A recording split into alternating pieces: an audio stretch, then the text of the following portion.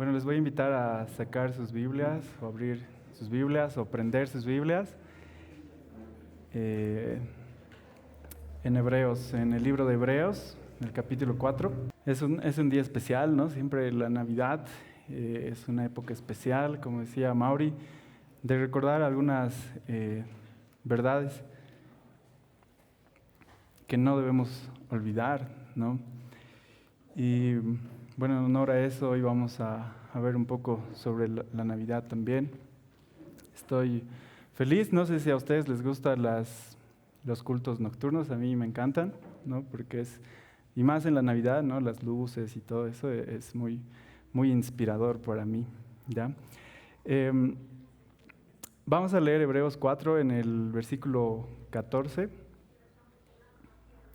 hasta el versículo 16, ¿ya? Pueden seguir mi lectura. Dice, por tanto, dice, teniendo un gran sumo sacerdote que traspasó los cielos, Jesús, el Hijo de Dios, retengamos nuestra profesión, porque no tenemos un sumo sacerdote que no pueda compadecerse de nuestras debilidades, sino uno que fue tentado en todo, según nuestra semejanza, pero sin pecado. Acerquémonos, pues, dice, confiadamente al trono de la gracia, para alcanzar la misericordia y hallar gracia para el oportuno socorro. Inclinemos nuestros rostros, vamos a orar. Señor, gracias por este día, por esta fecha, Señor. Aunque tal vez muchos estamos con preocupaciones, ¿no? con cosas que están pasando, Señor, a nuestro alrededor, desde enfermedad hasta situaciones económicas, situaciones sentimentales, espirituales, Señor. Pero queremos, Señor, recordar que la esperanza viva, Señor, vino a la tierra, Señor, y que podemos vivir confiados en eso, Dios. Te pido hoy que nos des oídos para escuchar, ojos para ver, Señor, un corazón para sentir, que me des una boca, Señor, para hablar lo que tú quieras, Dios. Y, Señor, que sea un día de bendición para nosotros. En el nombre de Jesús, amén. Bueno, esta semana hemos tenido noticias muy fuertes, ¿no? Sé que todos hemos tenido noticias muy fuertes, de diferentes maneras. De pronto todo es más caro, ¿no? Todo se ve más difícil, todo se ve un poco más complicado, ¿no? Pero creo que justo estamos en la fecha correcta para estos problemas, porque también podemos recordar que la solución más grande a nuestro problema más grande vino, ¿no? Hace unos días estuvimos con los jóvenes en nuestra última reunión de Navidad. Y bueno, tenemos esta reunión, no sé por cuántos años, tal vez 7 o 8 años. Y tenemos una tradición de hacer un intercambio de regalos, ¿no? La verdad es que es algo triste porque nunca te llevas el regalo que tú quisieras, ¿no? Pero te vas con un regalo, ¿no? Y le tienes que dar alguna utilidad en tu casa. Y en medio de esto tuvimos una charla. Y bueno, yo les hacía la siguiente pregunta que se las quiero hacer a ustedes también. ¿Cuál es tu historia favorita? Pero déjenme ponerles un poco de contexto, ¿no? Quisiera que se imaginen, bueno, no se imaginen, estamos todos aquí, en la IBM, y la presencia de Dios está aquí, ¿no? Y está la presencia de Dios aquí. Pero quiero que se imaginen que la presencia de Dios visible está aquí, ¿no? La llamada la Shekinah, ¿no? La Shekinah es esa, en los israelitas, ¿no? Esa columna de fuego que los ha guiado por el desierto, o esa nube que los ha guiado, pues esa es la Shekinah. Ahora imagínense que la Shekinah está aquí, ¿no? Tal vez una nube o una columna de fuego resplandeciente, poderosa, su esplendor es increíble, su luz deslumbrante. No puedes mantener los ojos abiertos porque todo está brillando, ¿no? Una sensación de plenitud, ¿no? Nuestros sentidos nos ayudan a comunicarnos con el exterior y todos tus sentidos están en su máxima exposición.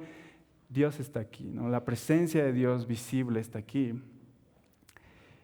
Entonces Él se acerca a ti, a cada uno de ustedes, ¿no? No sé, Daniel, Jorge, Yara, todos los nombres, Samuel. Él se acerca a ti y te dice, Dani, no, quisiera hacerte una pregunta. ¿no? Quisiera saber algo sobre ti. Y tú le respondes, claro, Señor, ¿no? Porque es Dios, o sea, no le puedes decir no. Dice, claro, Señor, la que tú quieras, hazme la pregunta que tú quieras. Y Él te dice, Dani, quiero que me digas, ¿cuál es tu historia favorita en la tierra? ¿Cuál es tu historia favorita en la tierra? Ahora, Él es Dios, no le puedes mentir, no debes mentirle. Entonces tienes que ser honesto, aunque tal vez no quieras, ¿no? Y lo piensas, ¿no? Y dices, no le puedo mentir, porque realmente no puedes, ¿no? Él lo va a saber. Entonces decides ser honesto y al final le dices, Señor, ¿sabes? Harry Potter es mi historia favorita, Harry Potter, ¿no? Tengo todos los libros, tengo todas las películas, o mejor aún, ¿no? Dices, no, El Señor de los Anillos es, porque tiene un trasfondo cristiano, no sé, tiene símbolos cristianos. O Narnia, ¿no? El león es cristiano, o Jesús. O uno más honesto dice, no, Señor, Star Wars, ¿no? Las primeras 3 episodios, porque después no, es Star Wars. O alguno más antiguo dirá, no, Señor, Ben-Hur. O otro que le gusta las guerras dirá Gladiador. O ¿cómo se llama? Braveheart, Corazón Valiente. O un romántico dirá Orgullo y Prejuicio, ¿no? O algún boliviano dirá La bicicleta de los Huancas, Señor, me encanta. O Tempestad en la Cordillera, ¿no? Y los más modernos dirán, Señor, Stranger Things, la última temporada. O Avatar, la última película. O alguien dirá, no, ¿sabes, Señor, tal? No, las series occidentales no me gustan, a mí me gusta el anime o alguna novela coreana. Pero el punto es que respondes con sinceridad y honestidad. Ahora quiero que te imagines, ¿cómo te imaginas el rostro del Señor al recibir tu respuesta? ¿Imaginas que está alegre con tu respuesta, o triste, o desconcertado, o enojado? No sé, ¿no? Tú lo sabes, porque tú sabes cuál es tu historia favorita. Ahora, hablando de la historia de la Navidad, ¿no? Que es lo que estamos recordando hoy, creo que muchas veces los cristianos, y también los no cristianos, porque esto también les incumbe, infravaloramos la historia de la Navidad, ¿no? Ya no nos sorprende mucho, porque la escuchamos tantas veces en todo lado, ¿no? La escuchamos una y otra vez, conocemos cada parte de la historia, y creo que mucho menos a veces nos conmueve, ¿no? No nos llega al corazón. No quiero generalizar, ¿no? Pero siento que es un sentir común. Creo que la historia de la Navidad se ha vuelto como un enlatado. ¿Saben qué se llama? Las historias enlatadas son aquellas historias que ya no son originales, ¿no? Que se repiten una y otra vez, que carecen de originalidad. Podemos decir que ya pasaron de moda, que ya nos sorprenden, ¿no? Son más de lo común, más de lo de siempre. Ahora esto es algo paradójico, porque sinceramente yo no creo que haya otra historia que pueda compararse con la historia de Jesús, ¿no? De la historia de Belén hasta el Monte Calvario.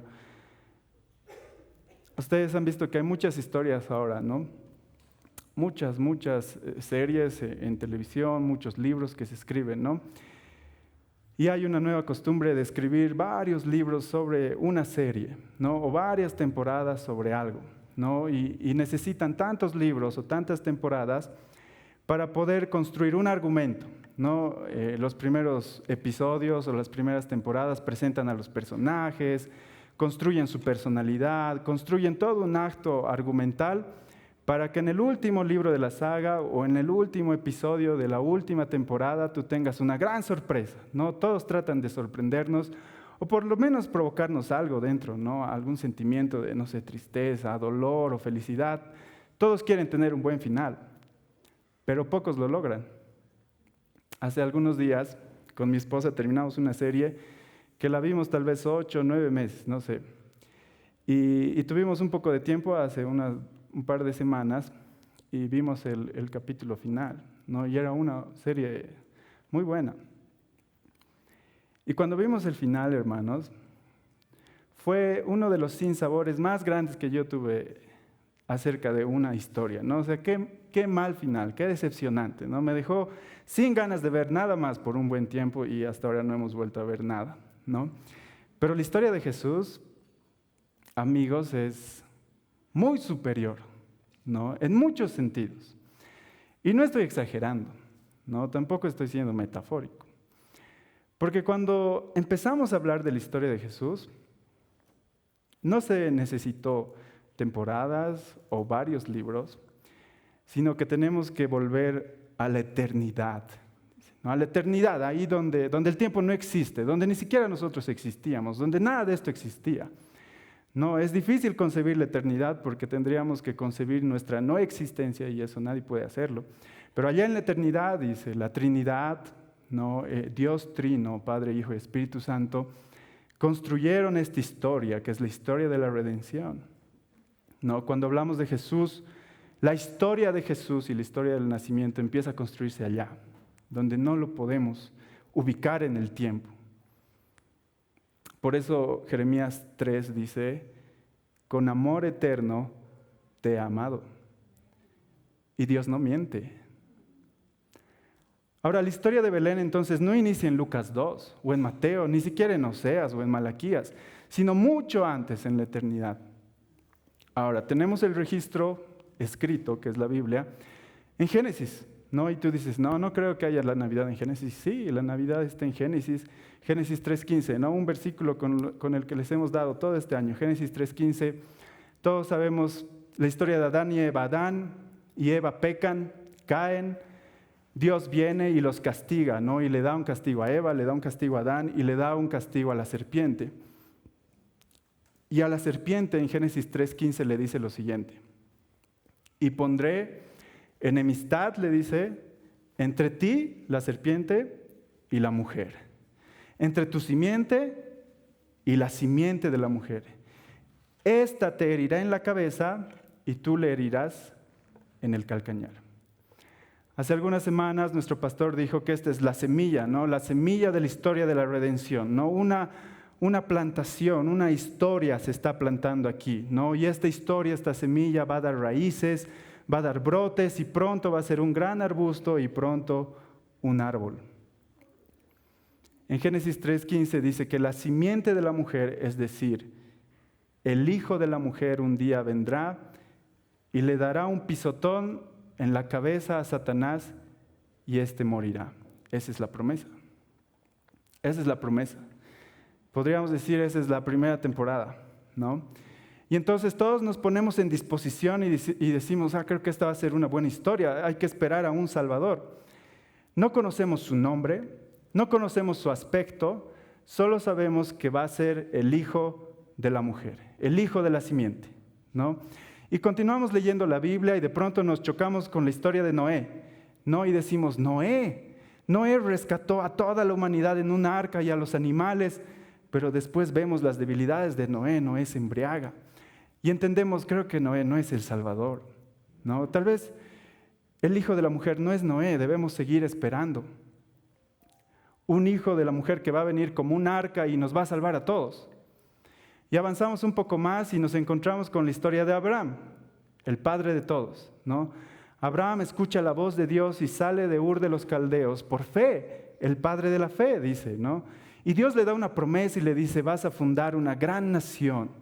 Y yo te voy a dar una tierra donde fluye leche y miel y serás bendición a todas las naciones. Y decimos, Abraham es el Salvador, yo creo que esta es la mejor temporada. Pero no, porque pronto Abraham vemos cómo pelea con su mujer, los problemas maritales de Abraham lo descalifican totalmente. Cuando va a Egipto miente y entendemos que Abraham tal vez no lo es, ¿no?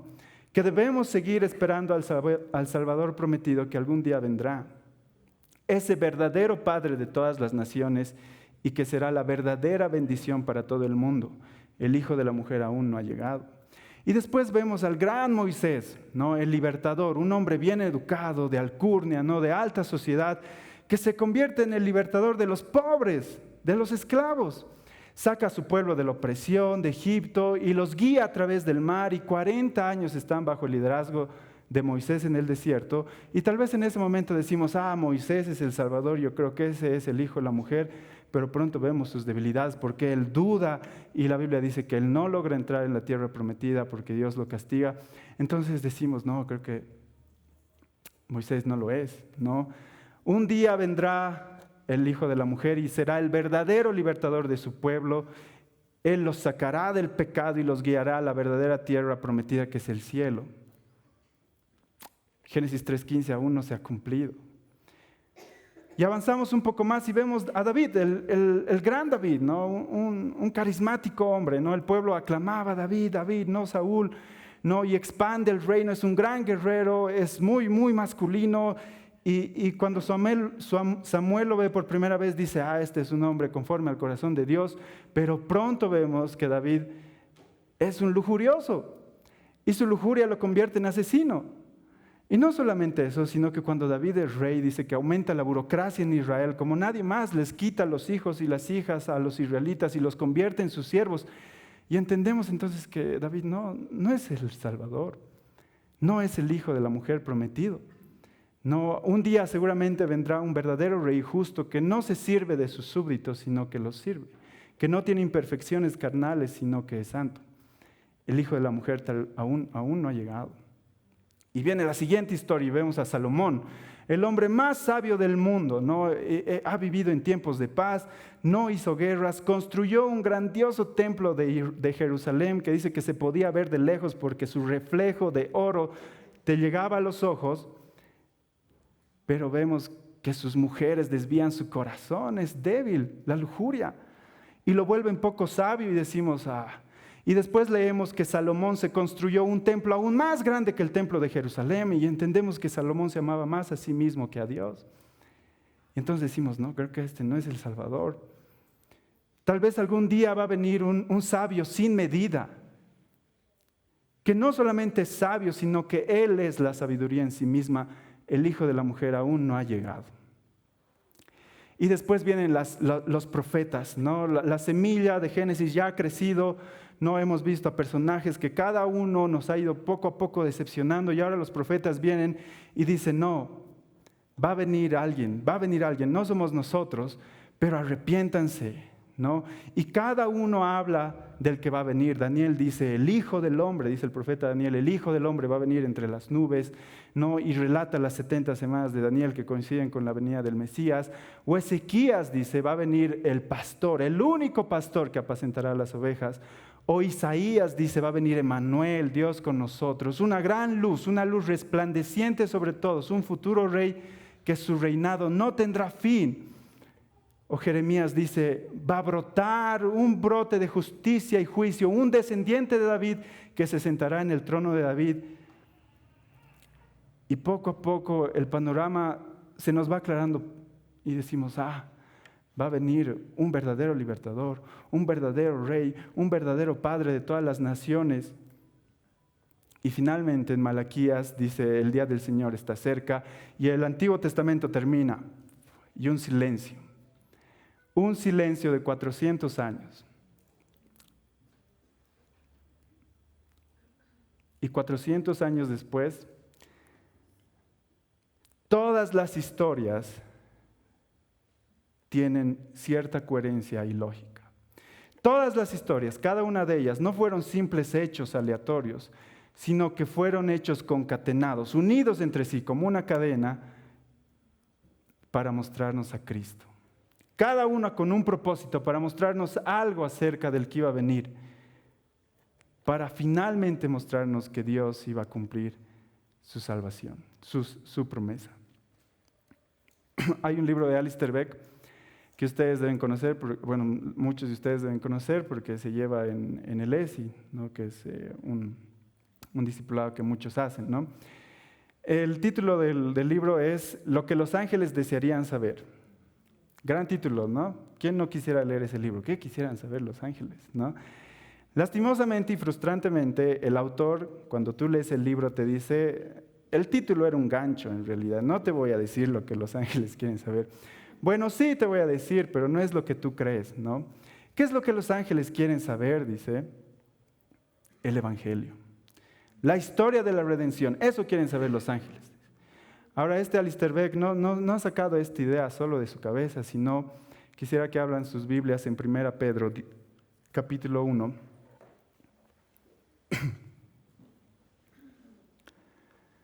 1 Pedro, capítulo 1, versículo 10 dice, los profetas, de los que acabamos de hablar, de la gracia destinada a vosotros, los profetas de la gracia destinada a vosotros, inquirieron, dice, diligentemente e indagaron acerca de esta salvación. ¿Qué está diciendo? Los profetas antiguos estudiaron, inquirieron diligentemente, se esforzaron para saber acerca de esta salvación.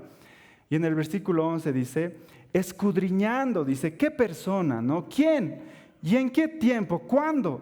Indicaba el Espíritu de Cristo que estaba en ellos, el cual anunciaba de antemano que los sufrimientos de Cristo y las glorias que vendrían tras ellos. Ahora vean y fíjense el versículo 12, dice, a estos, hablando de los profetas, se les reveló que no para sí mismos, sino para nosotros, es decir, nosotros, los que vivimos después de la venida de Cristo, administraban las cosas para que ahora os son anunciadas. Por lo que os han predicado el Evangelio por el Espíritu Santo enviado del cielo, cosas en las cuales anhelan mirar los ángeles. ¿Qué es lo que está diciendo aquí?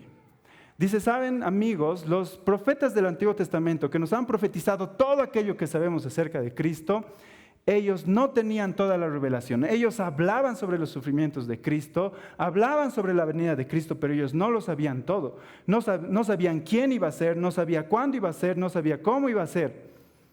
Y no solamente los profetas, sino que vean lo que dice la última parte del versículo 12, dice, cosas en las cuales anhelan mirar los ángeles. ¿Eso qué quiere decir? Que ni siquiera los ángeles lo sabían. No sabían. ¿No les parece interesante?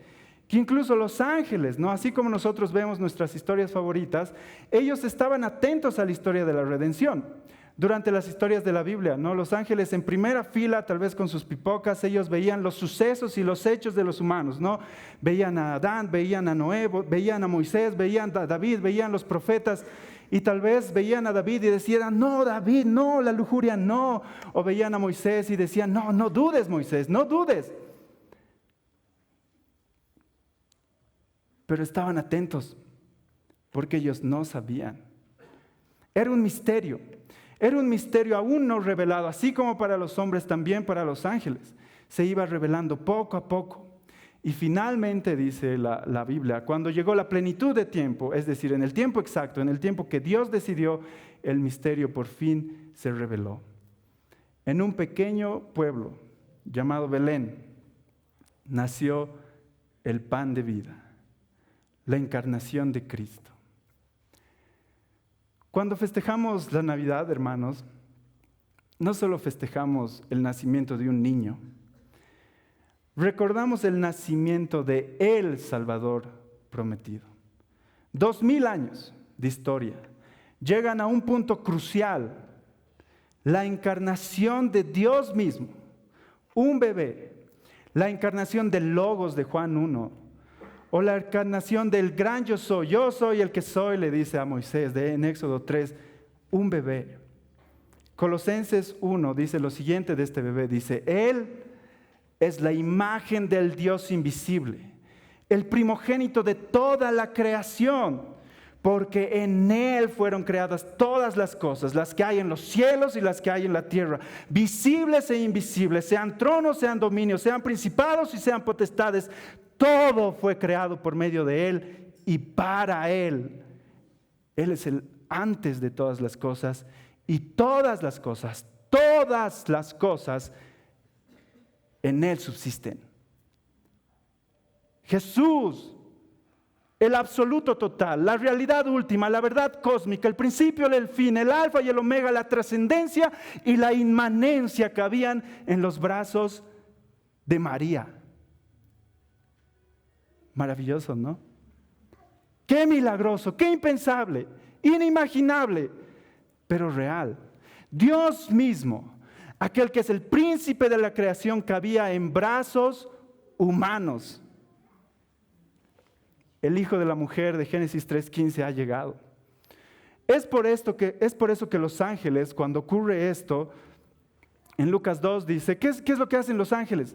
Van y anuncian la noticia y dicen, gloria a Dios en las alturas y en la tierra paz y buena voluntad con los hombres. Los ángeles dicen, gloria a Dios, inimaginable, qué gran final, gloria a Dios. Qué bueno es Dios con los hombres, realmente Él los ama, les envió a su Hijo y ahora habrá paz. El mensajero de paz llegó, Jesús, Hijo de Dios, hecho carne. Eso dice nuestro texto, Hebreos 4:14, dice, por tanto, teniendo un gran sumo sacerdote que traspasó los cielos, Jesús, el Hijo de Dios, retengamos pues nuestra profesión, tengamos fe.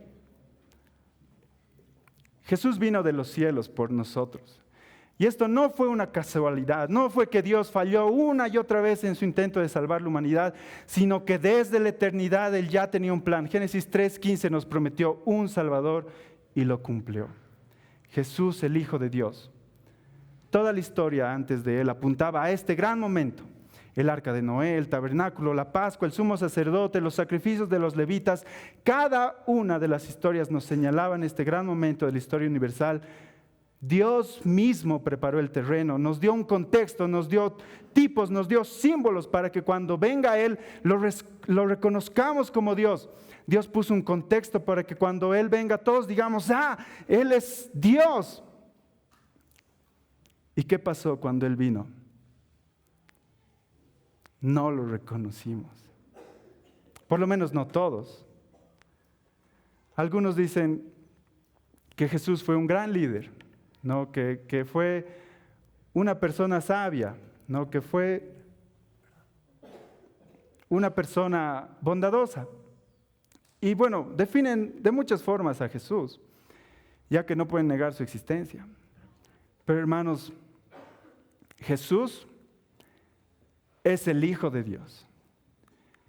Y cualquier otro título que le des a Jesús, por más bueno que sea, sin reconocer la deidad de ese niño que nació en el pesebre, es una desviación fatal y mortal para cualquier persona. Jesús, el Dios encarnado. Vamos a ir al siguiente versículo. En el versículo 15 dice, porque no tenemos un sumo sacerdote que no pueda compadecerse de nuestras debilidades, sino uno que fue tentado en todo según nuestra semejanza, pero sin pecado. No tenemos, dice, un sumo sacerdote que no pueda compadecerse de nuestras debilidades. El libro de Hebreos, si alguno de ustedes lo ha leído, el tema principal es Jesús como sumo sacerdote, ¿no? Y en este versículo que acabamos de leer hay una doble negación. Dice, no tenemos un sumo sacerdote que no pueda compadecerse. Y como saben, una doble negación hace una afirmación, ¿no? Así que lo que está diciendo en realidad, tenemos un sumo sacerdote que puede compadecerse. Ahora, tal vez para nosotros, personas del siglo XXI, la figura de sumo sacerdote no tiene mucho significado, ¿no? ¿Quién era un sumo sacerdote? ¿Qué es lo que hacía? Bueno, un sumo sacerdote en la historia de Israel tenía un papel muy importante, era el líder espiritual del pueblo de Israel, ¿no? Era el mediador de Dios y los hombres, ¿no? Era la comunicación, podríamos decir como el puente. En medio de todos los oficios que tenía el sumo sacerdote, había un día que se llamaba el día de la expiación, que hemos hablado muchas veces aquí, ¿no? En ese día de la expiación era el día del perdón de los pecados. No hacían sacrificios, mataban, enviaban un chivo expiatorio al desierto, sacrificaban a otro cordero. Y el sacerdote, cuenta, ¿no?, la historia, que entraba al tabernáculo. El tabernáculo era una tienda que tenía ciertas áreas, ¿no? Una área común que era como el patio, que se llamaba el atrio, donde todos podrían entrar. Tenía el lugar santo, que era un lugar un poco más exclusivo, y finalmente tenía el lugar santísimo, ¿no? Un lugar donde solo el sumo sacerdote podría entrar, porque ahí estaba el arca del pacto, que era una caja cubierta de oro, que era la presencia de Dios entre el pueblo. Ahora, lo que sucedía en el día de la expiación era que este sumo sacerdote, después de hacer los sacrificios, iba y entraba a este lugar santísimo y rociaba sangre en el arca del pacto para el perdón de los pecados del pueblo. No era el día de la expiación, era el día de expiación de los pecados. Porque sin derramamiento de sangre no hay remisión de pecados, dice Hebreos, ¿no? Ahora, esto se hacía año tras año. Imagínense siglos de sangre de animales. Y se dice que cuando este sumo sacerdote entraba, debía estar limpio, en todo sentido, debía estar pulcro, no bien bañado, pero sobre todo debería haber confesado todos sus pecados antes de entrar al lugar santísimo. ¿Por qué? Porque si entraba de forma impura, es decir, con pecados, Dios lo mataba en ese mismo instante, ¿no? Nuestro pastor muchas veces nos contó que estos sumos sacerdotes tenían como una falda que se llamaba efod, ¿no? Y abajo de este efod tenían unas campanitas que sonaban cuando uno caminaba para saber si está vivo, ¿no? Porque solo el sumo sacerdote entraba al lugar santísimo. Entonces, si las campanas seguían sonando, quería decir que Dios no ha matado al sumo sacerdote y que todavía estaba haciendo el sacrificio. Pero si las campanitas dejaban de sonar, entonces el sumo sacerdote había muerto. Ahora, una vez que el sumo sacerdote salía del lugar santísimo y todo el pueblo lo veía, seguramente todos estaban alegres y había algarabía. ¿Por qué? Porque su sacrificio había sido aceptado y por lo tanto sus pecados perdonados. Ahora, nuestro versículo dice, Jesús, dice Hebreos, es nuestro sumo sacerdote, dice. Este Dios encarnado, el de Belén, vino como un hombre, pero sin pecado. Santo, pulcro y sin pecado. Y tomó ese lugar, el lugar del sacerdote. Él es el mediador ahora, eso lo sabemos. Pero no solamente es el mediador, sino que Él mismo es el sacrificio, ¿no? Todos los sacrificios de Jerusalén, toda esa sangre derramada por siglos y siglos, fueron solo un símbolo de lo que el Hijo de la Mujer iba a hacer al morir allá en la cruz del Calvario. Jesús es nuestro sumo sacerdote, eso está diciendo este versículo. Y Jesús también lo dice, yo soy el camino, dice, ¿no? Yo soy el camino, la verdad y la vida. El que me ha visto a mí, dice Jesús, ha visto al Padre. Jesús hizo un sacrificio en la cruz y roció su sangre de una vez y para siempre sobre todos nosotros. Y cuenta la historia que literalmente rompió el velo del lugar santísimo y ahora todos nosotros podemos entrar a la presencia de Dios. Él es nuestro mediador. El niño de Belén que vino nos abrió el camino para ir y entrar a la presencia de Dios.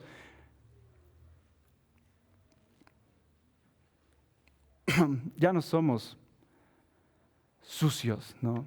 Ahora somos puros, todos los que somos cristianos, santos delante de Él. Y podemos ir a la presencia de Dios y no moriremos en el intento. Podemos entrar a la presencia de Dios por los méritos de Cristo. Jesús, el niño de Belén, es nuestro sumo sacerdote, el mensajero de paz. Ya no estamos en guerra con Dios, como dijeron los ángeles, ahora hay paz. Quisiera, sin embargo, detenerme un poco más en la segunda parte de este versículo.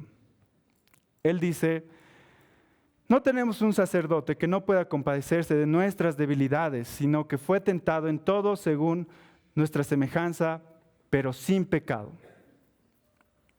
Amigos, como muchos de ustedes saben, yo soy médico, ¿no? Y por la especialidad que yo tengo, la mayor parte de mis pacientes son personas adultas mayores, ¿no? Mayores de 60, 65.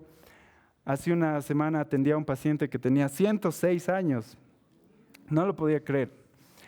Ahora, como ustedes se imaginarán, a esta edad muchas cosas empiezan a fallar y una de las cosas que más fallan es la audición, ¿verdad? Ya no escuchan bien las personas de esta edad.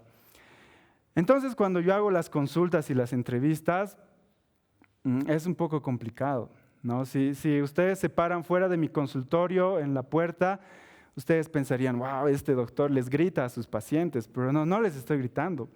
Pero más o menos la imagen es así. Señor, ¿cómo está? ¿Qué? ¿Que cómo está? ¿Ah? Y tengo que alzar la voz, ¿no? Señor, ¿qué le duele?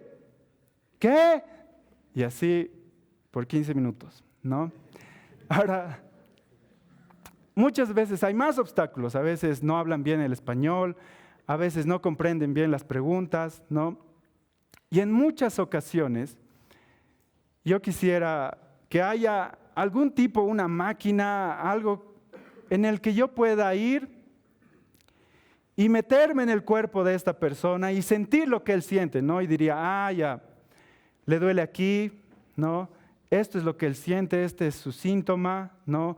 o diría, ya esto está haciendo mal, por esto eso le duele, y muchas cosas más. Sería una máquina muy útil si yo me puedo poner en el lugar del paciente y decir, ya, esto es lo que el paciente realmente siente, ¿no?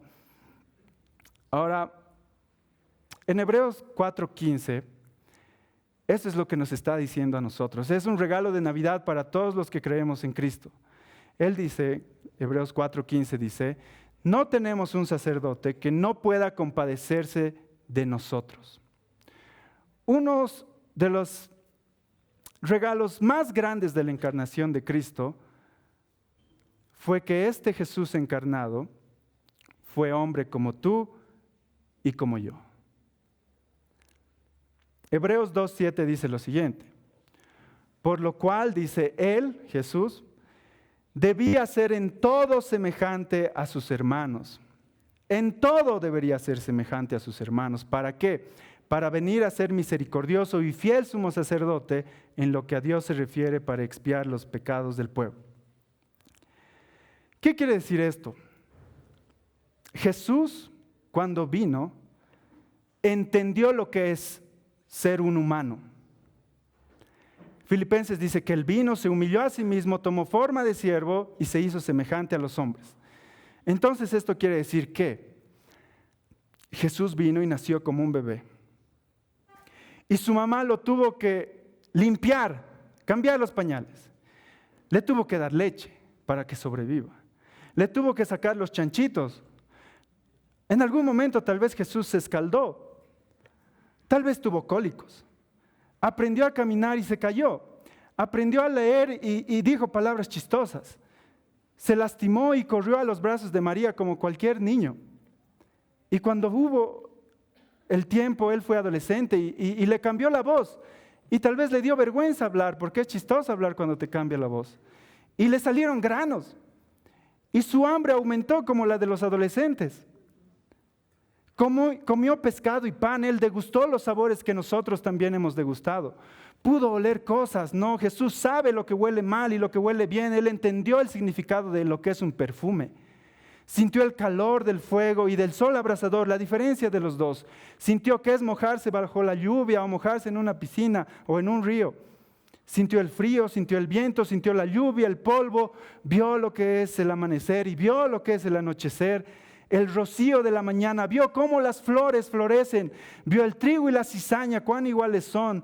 Pudo ver cómo su mamá convertía el trigo en harina y la harina en pan. Tuvo sed, fue al río, tomó agua, llevó agua para María. Jesús fue un hombre. Pero vamos más allá de esto. Jesús también sufrió, como tú. Jesús lloró también, como tú. Él rió, se alegró, se enojó, le dolió cuando sus amigos le traicionaron. Vio las injusticias de la vida y le dio rabia como a nosotros. Se preocupó por las situaciones de la vida. No tenía casa, a veces no tuvo comida, se enfermó, caminó y se cansó porque él no tenía una carreta o un caballo. Fue a fiestas de bodas para celebrar con los novios. Él fue un ser humano como nosotros. Y es por eso que Hebreos dice, en el versículo 15, él dice, él puede compadecerse de nosotros. No, compadecerse no significa él puede tener pena de ti, no significa eso. Compadecerse significa él se puede solidarizar contigo, él puede tener empatía contigo, él entiende lo que es ser un humano en esta tierra. Él entiende, hermanos, la incertidumbre y el dolor que tú tienes cuando eres joven y no encuentras una pareja con la cual compartir la vida. Él entiende por qué él ha sido humano. Él entiende la preocupación que tienes cuando ves que tus hijos no están yendo por un buen camino. Él realmente entiende por qué él ha sido humano. Jesús entiende esa preocupación de cuando eres joven y no te alcanza el dinero para ti ni para tu familia. Él entiende. Jesús entiende cuando tienes que tomar una decisión muy difícil y nadie te puede acompañar en esa situación. Él entiende y Él está contigo. Jesús entiende la frustración de cuando ya eres mayor y las cosas no funcionan bien, no escuchas bien, no caminas bien, nada sale bien. Jesús se puede compadecer de nosotros porque Él fue hombre. Y escuchen bien esto, hermanos. Jesús puede tomar nuestros problemas, nuestras situaciones de manera integral. Él puede ver todas las aristas, porque Él vivió como nosotros. Él fue hombre. Ese es el regalo de Navidad. Él nos entiende. Jesús puede identificarse contigo y con nosotros porque Él fue hombre. Él realmente lo entiende. Recuerdo una vez que hablé con una señora que había perdido a su bebé. Esta señora era cristiana. Es cristiana. Y tuvo un aborto espontáneo, ¿no? Después de muchos abortos. Y entre la charla que teníamos, ella me dijo, la gente no entiende, ¿no? La gente no entiende. Muchos vienen y me dan consejos e intentan animarme, decía, y yo entiendo su buena voluntad, pero ellos no entienden. Ella me contaba, vienen algunas mujeres y hombres y me dicen, tú eres joven, vas a tener muchos hijos. Y ella decía, pero yo no quiero muchos hijos, yo quiero a ese bebé. Y venían otros y le decían, tu bebé ahora está en el cielo.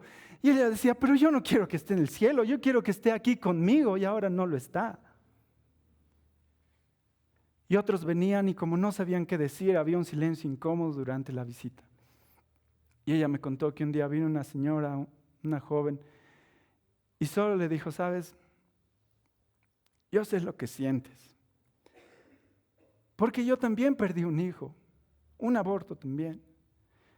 Y te entiendo que ningún consejo, ni nadie puede consolarte, solo Dios. Porque él también perdió un hijo. Y oraron. Y ella me decía, esta fue la mejor visita. Porque el dolor sigue aquí, no se ha ido. Pero hay alguien que me entiende. Hay alguien que entiende que yo amaba a ese hijo y no me importa si está en el cielo y no me importa si voy a tener más. Yo amaba a ese hijo y me entiende. Hay una persona que me entiende y Dios también, porque Él perdió un hijo también. ¿Entienden la relevancia de saber que Jesús fue hombre? Muchas veces los hombres somos muy limitados, ¿no? Los pastores, los ancianos, los líderes, tus amigos, no pueden empatizar mucho contigo, pero Jesús sí, Él sí lo hace. Cuando estamos en tiempos difíciles, cosas que ni nosotros podemos explicar a veces, ¿no? Un nudo en la garganta, un hueco en el estómago, no lo podemos compartir, no lo podemos verbalizar, pero Dios te entiende porque Él fue hombre, Él sabe lo que se siente. Él entiende la experiencia, Él puede ayudarnos de forma integral porque Él fue humano también. Así que cuando estás feliz y nadie más te entiende, has tenido un gran logro en tu profesión que nadie sabe qué exactamente haces, Él entiende, Él sabe. Y cuando estás muy triste y destruido, Él también puede ser empático contigo porque Él un día se encarnó y vino a un pesebre a estar con nosotros. Ahora, el versículo continúa y dice, Él puede compadecerse de ustedes. ¿Saben por qué? Dice, porque Él fue tentado, dice, según nuestra semejanza. Él fue tentado como nosotros somos tentados, pero sin pecado. Una de las razones por las que sufrimos, ¿no?, en esta vida es por el pecado verdaderamente, ¿no? Reside en nuestra naturaleza caída. Así como la vida tiene problemas inherentes, es decir, que vienen sin que tú hayas hecho nada, hay problemas y aflicciones que vienen fruto de tu pecado. Gálatas 6:7 dice, no os engañéis, Dios no puede ser burlado, pues todo lo que el hombre sembrare, eso también segará. No cegamos las consecuencias de nuestro pecado y sufrimos. Ahora, por ejemplo, cuando eres joven y la Biblia te dice, no te cases con alguien que no es cristiano, y tú no haces caso, un día vas a cegar, probablemente sufrimiento. O cuando la Biblia te dice, escapa de la lujuria, y tú no haces caso, un día vas a cegar con tu familia, con tus hijos, con tu propio cuerpo, ¿no? Y muchos ejemplos más, ¿no? Ahora, nuestro pecado es la principal razón por la que sufrimos aquí. Y el dolor en esta vida viene muchas veces de nuestro pecado. Pero Jesús también se compadece de eso. ¿Saben por qué? Porque dice que Él fue tentado en todo, pero sin pecar. C.S. Lewis habla sobre esto y da una descripción para que entendamos un poco esto. Él dice, imagínense que la tentación es el viento, un viento que que pasando el tiempo es más fuerte, cada vez es más fuerte. La tentación es el viento y viene y están los hombres ahí. Y cuando viene el viento, los hombres más débiles se agachan y se protegen del viento y obviamente pecan. A los 30 segundos, otros aguantan 1 minuto y otros aguantan 5 minutos y algunos aguantan, el más bueno aguanta la tentación 10 minutos. Pero Jesús nunca se agacha, nunca se acuesta, sino que todo el tiempo va contra el viento, todo el tiempo va contra la tentación y Él nunca cedió a la tentación. Entonces, ¿quién sabe más sobre la tentación? ¿El que se echó a los 10 segundos o el que resistió toda su vida? El que resistió toda su vida. Porque Él sabe cuán fuerte puede ser la tentación. Mientras más avanza, más fuerte. Jesús sabe mucho más sobre las tentaciones que cualquiera de nosotros. Es por eso que Él puede compartir nuestro dolor y nuestras tentaciones, pero sin pecar.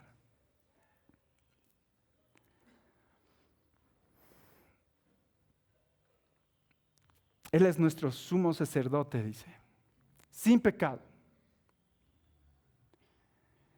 Él no necesita ser rescatado como nosotros, sino que Él nos rescata, ¿no? Cristo no está embarrado en pecado como nosotros. Él no está en el lodo como nosotros, sino que Él está allá afuera y nos saca de ahí, como a Lázaro le dice, Lázaro, sal de ahí. ¿Y qué hizo Lázaro? Salió. Jesús viene y dice, deja tu pecado. Y lo dejamos. Jesús entiende la experiencia humana y se compadece y nos llama a vivir una vida sin pecado. Finalmente, vamos a ver el último versículo, que es el versículo 16,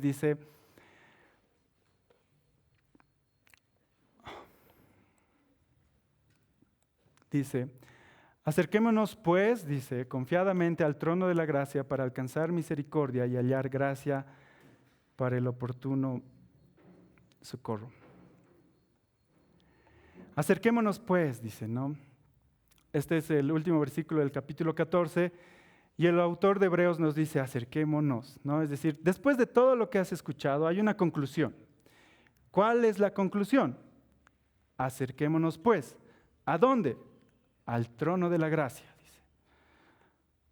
Es verdad, ¿no? Jesús es el Hijo de Dios, vino desde el cielo. Jesús es Dios encarnado. Él vino a ser nuestro sumo sacerdote, el mediador entre Dios y los hombres, santo, puro. Este sumo sacerdote no es alguien lejano, es alguien que nos conoce, que ha experimentado lo que nosotros hemos experimentado. De tal manera que se puede compadecer de nosotros y tiene empatía de nosotros en nuestras situaciones. Entonces hay una respuesta a todo esto que has escuchado y dice, la respuesta más lógica y coherente a esto es que tú te acerques al trono de la gracia. Todavía es un poco complicado. Pongámonos en los que escucharon este mensaje, ¿no? En la mente de los israelitas. Los israelitas, los judíos, han festejado el día de la expiación por siglos y siglos, ¿no? Y hablábamos que en el día de la expiación el sumo sacerdote, solo el sumo sacerdote podría acercarse al lugar santísimo, ¿verdad? Nadie más podría entrar al lugar santísimo. Ese es el trono, ¿no? Solo el sumo sacerdote podría entrar al trono, nadie más, porque si entra otro, muere. Esa era la ley, ¿no?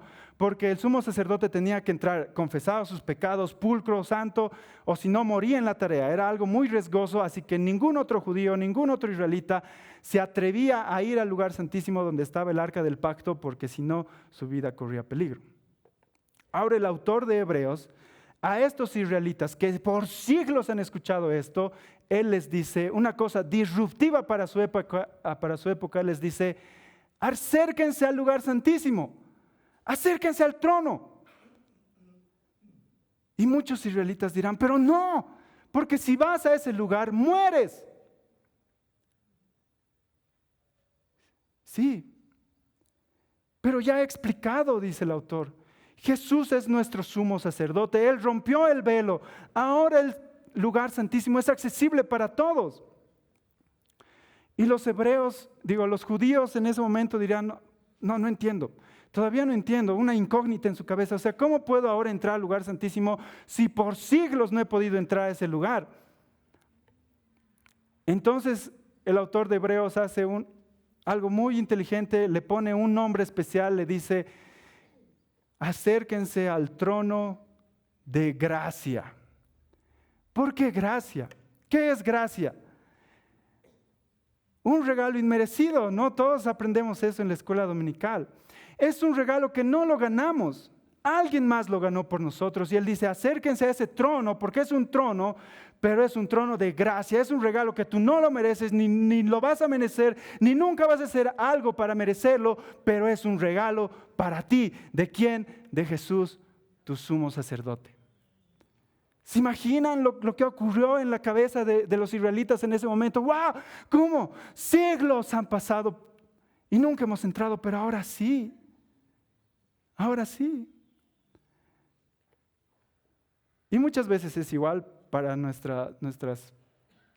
para las personas del siglo XXI, ¿no? Cuando a veces predicamos y les decimos, la salvación es por gracia, no necesitas hacer nada. Y ellos dicen, pero no, ¿cómo? Tengo que hacer algo, por lo menos el sí acepto debe ser mío. No, porque se llama gracia, es el trono de la gracia. Cuando Jesús vino, ya para terminar, Él se encarnó, ¿no? Y Él nos conoció como humanos. Y Él conoció la pecaminosidad de nuestro corazón, de nuestra alma, ¿no? Él sabe que muchas veces cuando nos enojamos, no nos enojamos como Jesús, sino que nuestro enojo se convierte en ira pecaminosa. Él sabe que cuando a veces amamos, porque amamos como Jesús ama, nuestro amor a veces y muchas veces se convierte en idolatría, como cuando un novio ama mucho a su novia y de pronto es su ídolo. Él sabe que muchas veces nuestra tristeza se vuelve en autocompasión y pecamos. Él sabe que nuestra admiración hacia alguien muchas veces se convierte en envidia.